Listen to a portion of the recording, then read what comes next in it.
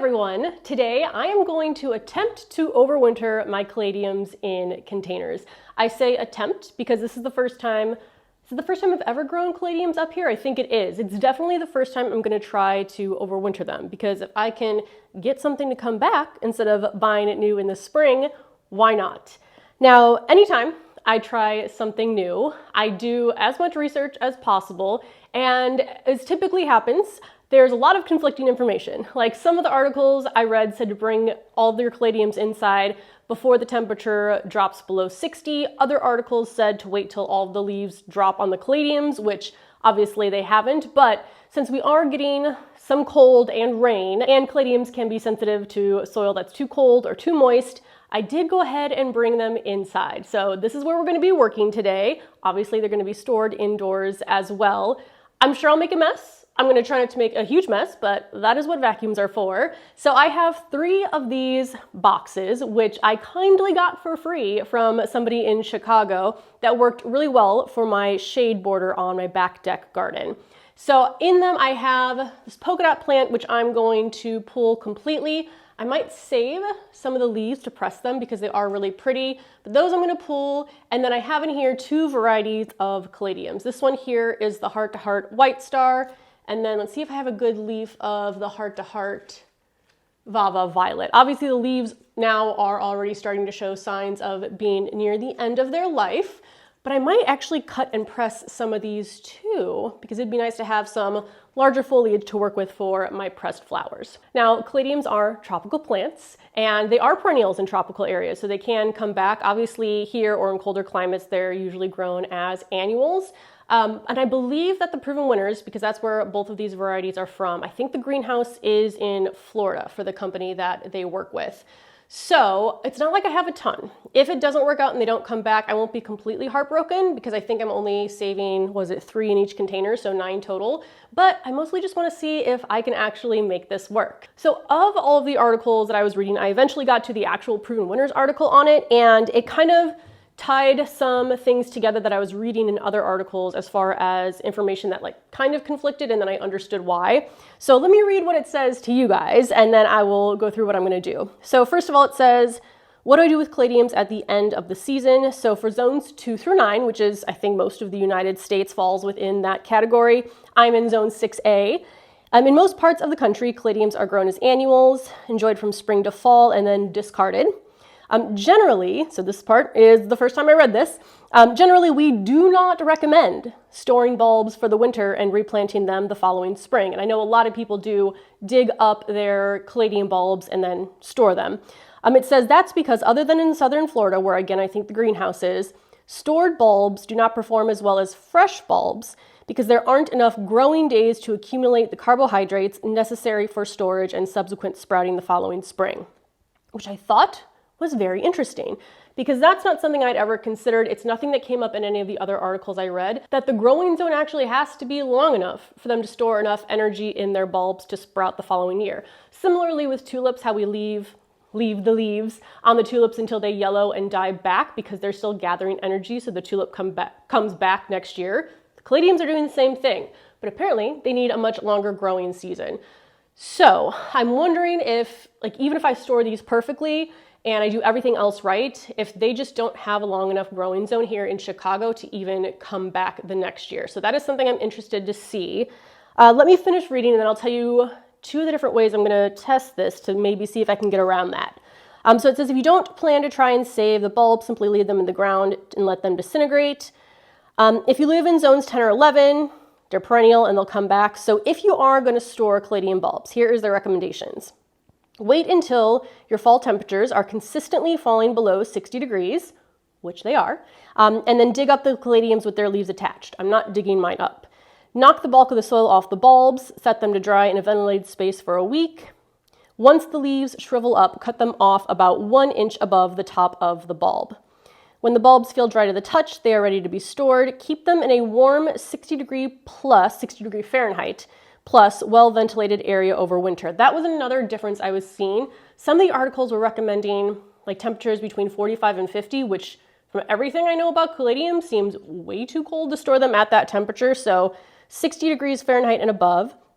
and then replant them outside the following spring when the soil temperature reaches 65 degrees. So again, these instructions are for digging up. I'm not going to do that because if I can not have to go through that process and keep them in the container, that's going to make life much easier. So what I'm going to do is two different things. As you can see, not all of the Caladium leaves here are drooping. I'm going to, for two of my containers, just cut all the leaves off at the soil and then store them. When you're storing them, which is what every article I read said, do not water them because you don't want them to rot. They don't need water over the winter storage period. So I'm not going to do that. I'm just basically going to leave them where they're going to overwinter and then see if they come back next spring.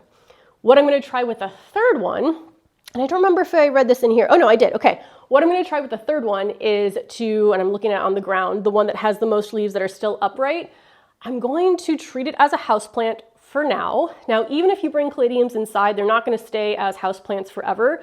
They are going to rest no matter what. So even if these were planted in southern Florida or their native habitat, they are going to have a period of rest where the leaves die back naturally and not just from cold weather. So I think with the third one, like I said, I'm going to treat it as a houseplant. I'll continue watering it. I'm still going to remove the polka dot plant. And then once the leaves die back naturally, then I'll cut the leaves and store them. And I'm hoping that that gives them enough of that growing season to store all the energy they need. So I'm kind of excited that this has turned into a little bit of a science experiment. I definitely was not expecting that. So now let's go ahead. I'm going to remove the polka dot plants, again, save some of the leaves for pressing. I will go ahead and cut all of the leaves off the remaining Caladiums and then leave the bulbs in the soil. And I don't know exactly where I'm going to store them yet. Our garage is definitely too cold. I mean, there are closets is what they recommended, but our closets are full of stuff, and putting something with dirt in an area that we use a lot, I don't know what I'm going to do. So I need to still figure out where they're going to stay for the winter, and maybe they might move around. But let's go ahead and start getting to work. Oh, and I will link down below the Proven Winners article that I used to follow the instructions for overwintering. All right, first off, I'm going to remove the pink polka dot plant, which got much longer and taller than I've ever had them get in my garden. So hopefully that means they were happy. It is stuck in there. Okay, well, I didn't get the root ball, but I got the plant. Let me put you over here so I can press some of the leaves, and then I will just dig up that root ball later. I only had 2 pink polka dot plants in here, and you know how small they start, so I'm kind of impressed with the size that they ended up. Cut you off. I wonder, I might just try to, instead of, well, I am still going to press the leaves, but I might also try drying some of these and see how that looks. It might look terrible, and I might just throw them away anyway after that, but I'm interested to see how that goes. This is not a very large planter. I'd say it's like, I don't know, maybe only 5 feet wide. It looked pretty long, but not very wide, so I'm assuming all the roots are pretty root bound in there. All right, what I'm going to do now is leave the Caladium leaves on, grab my little trowel, and see if I can get these out. If not, I mean, I'll just leave them in there. I don't think that will be a huge problem, but let me see if I can do that. All right, there's one. There's that root ball. All right, I think there were only 2 of those in there. Now I'm going to remove the leaves. I'm going to see, I mean, these definitely looked more withered than the other ones, but I think some of these I might be able to press. I use a lot of pressed flowers for cards, I decorated the little lanterns for my garden party, so I like having those so that I have something to do over winter that's still garden related. So yeah, now I'm just going in here and cutting off all of the leaves at the base.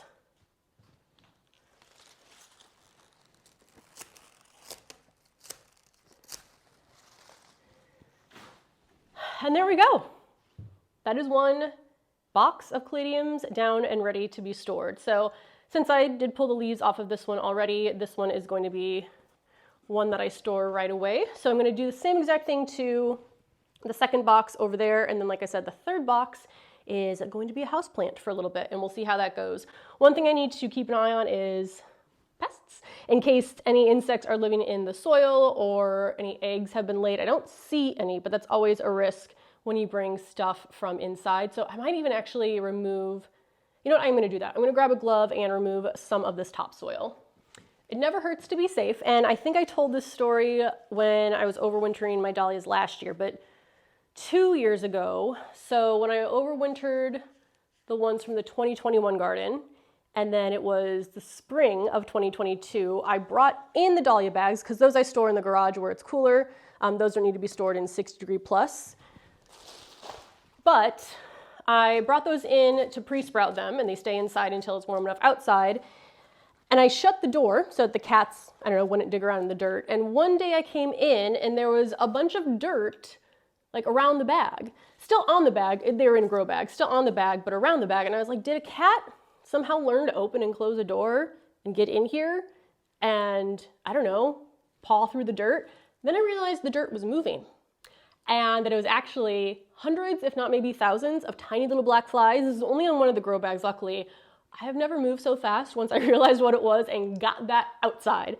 So since then, I do try to remove the top layer of soil. I don't know for sure if they were in the first inch, maybe they were a little bit lower and it would have happened anyway, but getting at least some of the soil off the top is always a good idea. And I'm still leaving enough the bulbs are completely covered. All right, I think that is good. So let's move you to the side and I'll figure out what to do with you in a second. All right, next box, we're gonna do the exact same thing.